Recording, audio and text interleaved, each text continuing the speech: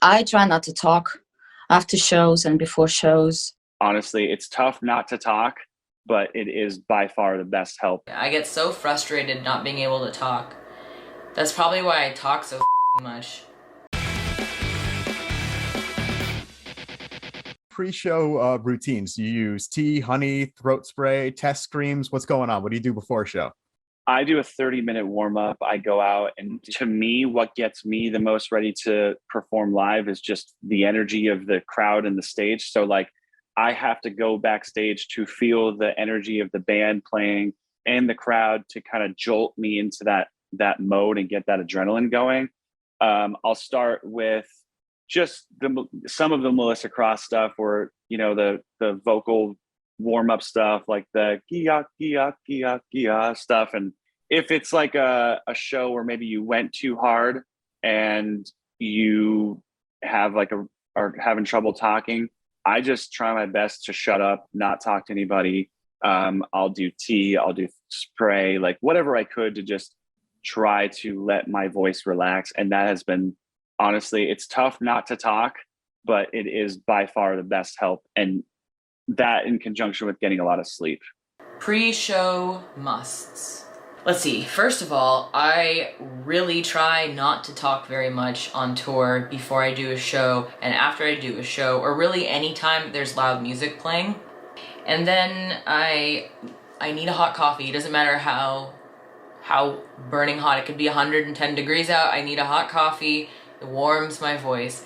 And then I need to eat something small, like not a meal, because I'll burp on stage, because I'm like, the whole time you're basically just like pushing your stomach out. And I'll have something small specifically like for saliva production, and then I usually will have something that's spicy, and that kind of helps like all the blood vessels in my throat kind of like, I feel like everything's relaxed. I mean, I even have been known to like swig some hot sauce before I go on stage.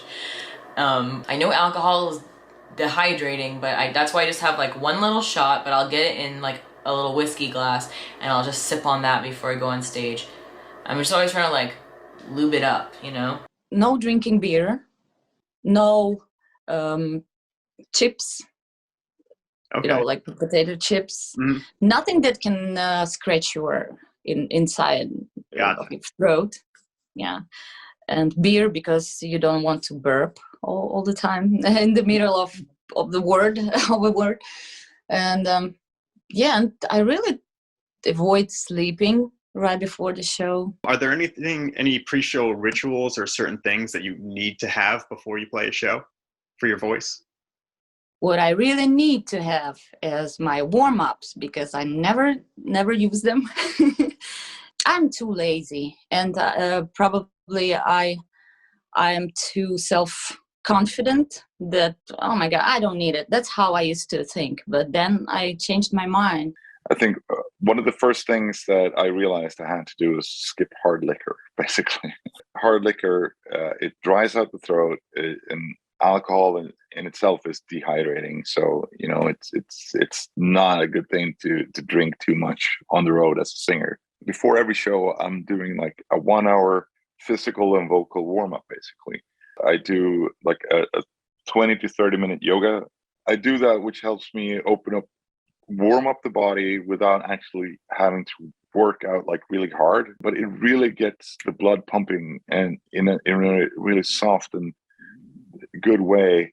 And it opens up the chest and the back and everything. And I do massaging the neck muscles and stretches around the neck and the face and stuff like that. And then I try not to drink coffee right before I go on. I would always drink tea. I would always do my warm-ups. I don't smoke. I don't drink or anything before I go on anymore. Now I just try and be like straight, because again, one of those things, like, especially if you drink, it's very easy to get into your own music. And when you get into your own music, and because you're drunk, you're not pacing yourself as much. Again, if I want to be as relaxed as I can on stage, I just got to be sober. I have a whole bunch of warm-ups, but the one that I stick to the most is called Tuvan throat singing. It's just that rumbly sound. I literally feel like false chord screams are, just like an extension of that sound. So tube and throat singing is a must. I do it every even if I only do one warm up, that's the warm up that I'll do. If you ever like listen to like a tunnel scream, any kind of tunnel screams, that which like everybody seems to be doing nowadays, like we do them as well.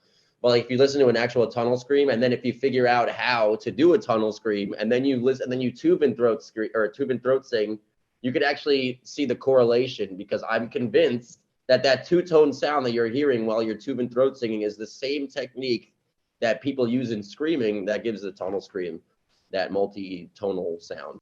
It's professional warm-ups, you know. I even made my guys in the band doing that. I do it both Me and That Man and Behemoth. I started with Me and That Man, I believe, and then I thought, holy shit, you know, why I never do it with Behemoth. So I kind of brought that to Behemoth, and the guys do that too. They like it, you know.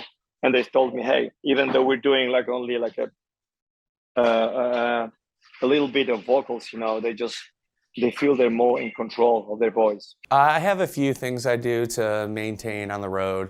I'm not as crazy as some of the guys out there. I'll do a few warm-ups, you know, like a few, just stuff like I did with my chorus class back in like elementary school. Just like the some scaly stuff. And then like again with like a Z sound, so it like loosens up your throat, like a Z, Z, Z, Z, Z. And have some whiskey before the show. A little gargling of the whiskey is good for clearing the throat. It's gross, I'll give you that, but definitely good for that. Pre-show musts. I've tried all that stuff. I've tried throat coat and honey on stage and reflux medications. I think it was reflux and sitting up for 3 hours after eating before going to bed, all this stuff, thinking it was allergies, doing nasal surgery, doing septum surgery, all this stuff. I thought it was all these different things, as all singers and screamers always think they do. It all came down to technique. And that's what Matt Sanders from Avenged told me as well. I was like, well, do you think it's this or this? He's like, dude, I thought it was all this stuff too. It's just technique.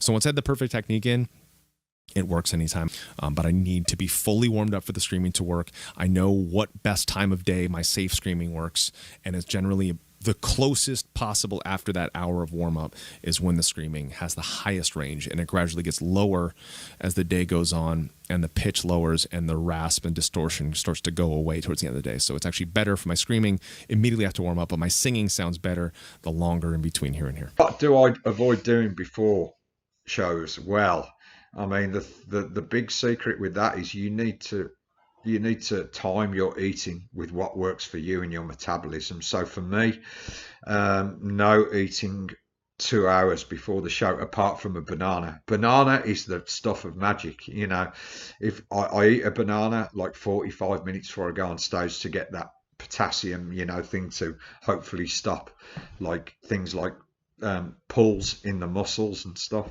or at least avoid it to some extent. And then the meal, healthy meal, like 2 hours before a gig, or as healthy as I can get, you know, around gigs or at gigs. Just don't eat anything significant after that, because otherwise you will be vomiting, you know. Certainly what Napalm Death does on stage, you know, it's you don't want to be vomiting, you know, during the gig. It's not good for anybody.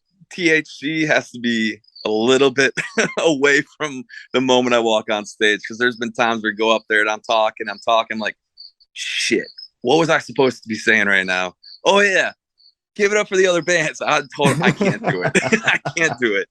A shot of whiskey or a slam of beer right there to cool the nerves. And we have this little ritual where we all get in this. You ever see Hot Rod part where they do this like goofy handshake? And we took that from day one of our first show.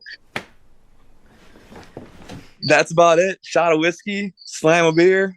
For pre-show must, I would say, you know, you just got to drink a lot of water. I've never been big on like tea and stuff. You got to warm up, obviously. I have a warm-up routine I got from a vocal lesson with Mama Jan. You can look her up on Google. You'll find her. She's helped a lot of people way more famous than me. But warm up and water. Those are my big two. I do a really long warm up. Like I warm up twice, you know, 2 20-minute warm ups, and then I do a heavy warm up. And then throughout the show, like I want to say an hour into the show, my voice opens up even more. You know, that's a lot of singing. Like that's like 2 hours of singing I've done at that point, and then it opens up to another thing. So that's the part that I'm always looking forward to.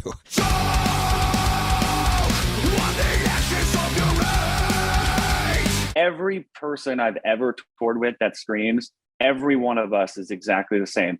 You play the first show, you blow the shit out of your voice, you spend the next 2 days hoping that you're going to get it back and get through the show. You wait for the day off, you don't talk on the day off, you come back, everything's great. That's the pattern of literally everyone I know, and including myself. I eat a lot of cough drops on tour. I even bring it up on a cough drop on stage with me, and I'll like take it out and like suck on it in between songs.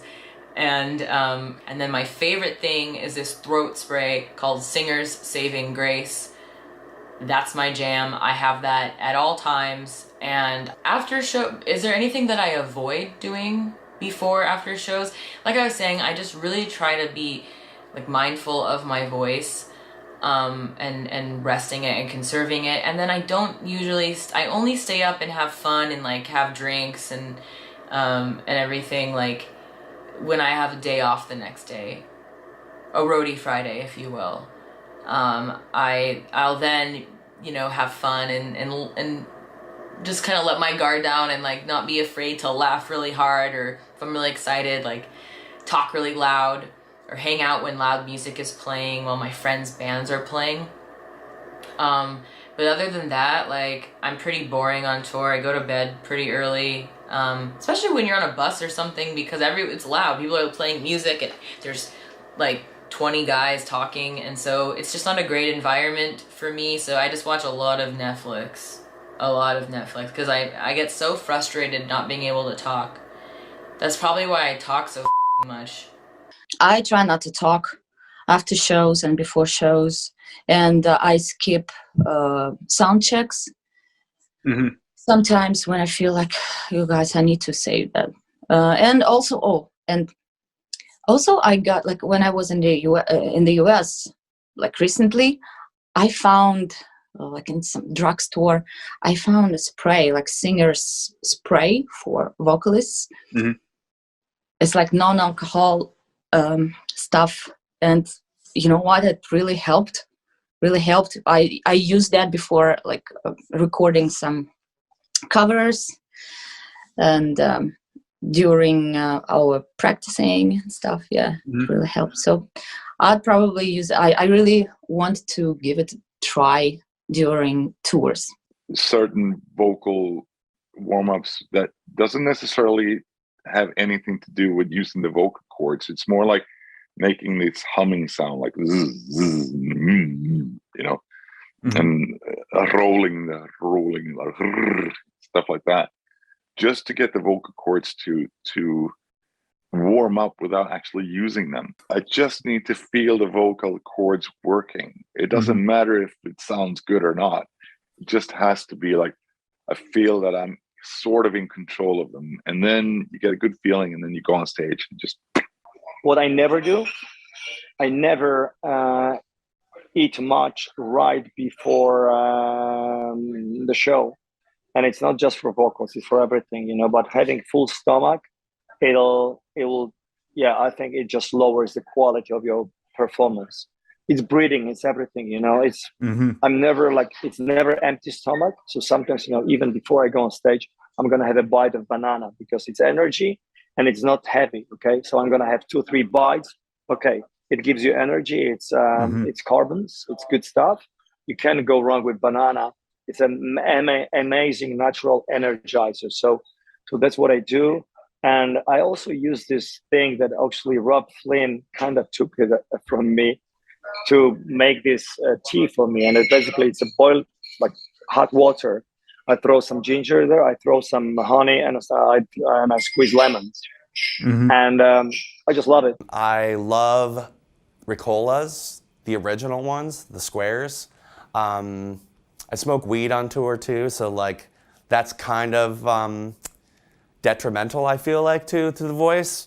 But the Ricolas will keep you wet, at least keep your mouth wet when you have a cotton mouth and stuff. Hot water, if I can't get the tea, you know, like throat coat tea. I'll do a throat coat before a sound check and then before the show. And I just feel like it gets you like kind of primed to sing and helps your throat feel good and kind of clear out any kind of gross stuff you got hanging around. I feel like I was so worried about it in the early days that I would like lose sleep about it, you know, at night. And be like, oh, if I don't get to sleep right now, my voice is gonna suck. And then I would like kind of like psych myself out. So I had to just kind of back off on that and need to like calm down a little bit, you know, and just kind of relax and go with it, you know, not be so neurotic. And you know, one of the things that, especially when you're on tour, you know, you want to kind of overdo everything, right? Like you're just trying to make the most intense performance ever. And so when you say a word like power, you're going, you know, you this massive put on it. And that every time you do that, it blows out your throat. And, you know, any teacher will be like, hey, look, no one's hearing the puh. All they're hearing is the hour. And so you start to learn those little things like your kuh, your puh, your tuh. You can soften those up and then just make your voice last longer. And then, of course, when you're on the road, you're around a million people and you're talking and talking and talking and laughing and laughing and laughing. Like you do more damage fucking playing poker with your bandmates than you do singing a lot of the time.